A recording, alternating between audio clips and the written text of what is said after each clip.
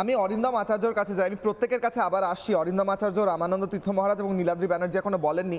Sir, দুর্নীতির হিমশৈলের চূড়া মাত্র বলছেন শারদদাস বাবু।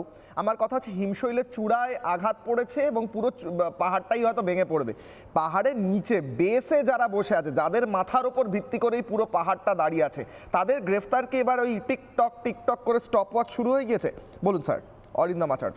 বিশালয়, যদি লক্ষ্য থাকে অটুট, বিশ্বাস হৃদয়ে, হবেই হবেই দেখা, দেখা হবে বিজয়ে। অসংখ্য ধন্যবাদ জানাই তোমাদের সমগ্র যারা আজকে এই টিভি চ্যানেলে আপনারা শুনছেন। সত্যি আজকে গত 9 তারিখে প্রধানমন্ত্রী যখন নাকি ষষ্ঠাঙ্গে আমাদের সামনে ওখানে যেখানে আজকে প্রণাম জানাচ্ছিল, তার পরের দিন যদি সকালবেলা তোমরা লক্ষ্য করো, হাজার হাজার লক্ষ লক্ষ আজকে নতুন সূর্য অন্ধকারকে দূরে সরিয়ে কিন্তু আলোয় ভরিয়ে দিয়েছিল। আজকে তোমরা সুজিত বসু সম্পর্কে বলছো, অনেকে বলছেন এটা, এই সুজিত বসু যখন নাকি আজকে সুভাষ চক্রবর্তী যখন এতে ছিল তখন উনি চা দিতেন, চা তৈরি করতো, তারপরে রোলে গল্প শুনছো। কিন্তু আজকে যে তোমরা বলছো অদৃশ্য হাত, আমি বলছি ওনার মাথায় যদি আজকে অভিষেক বন্দ্যোপাধ্যায়ের আশীর্বাদ না থাকতো তাহলে আজকে এই আঙুর ফুলে কলা গাছ হতো না। কেন আজকে রিজু দত্ত যেভাবে বক্তব্য রাখছে যে তার কাছে 50 লক্ষ টাকা চেয়েছে, কে সেটা আজকে তা প্রমাণ করে দিচ্ছে। এবার তোমাকে বলি আমি কেন আজকে অভিষেক বন্দ্যোপাধ্যায়ের কথাটা বললাম, এতদিন বলিনি।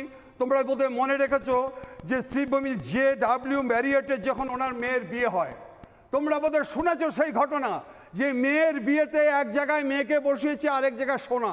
এই 2021 সালে 22 সালে কিন্তু প্রথম ইডি এইটাকে আপনি অবজার্ভ করেছে যে এই সোনা এবং এই টাকা কোথা থেকে এলো। পরবর্তীকালে শ্রীভূমিতে যে লেজার লাইট করেছিল, আজকে ফ্লাইট পর্যন্ত বন্ধ হয়ে গেছিল। উনি দমকল মন্ত্রী, উনি অন্যকে অ্যাডভাইস দিচ্ছে যে how to maintain the rules and regulation, উনি নিজে আইন ভাগছে।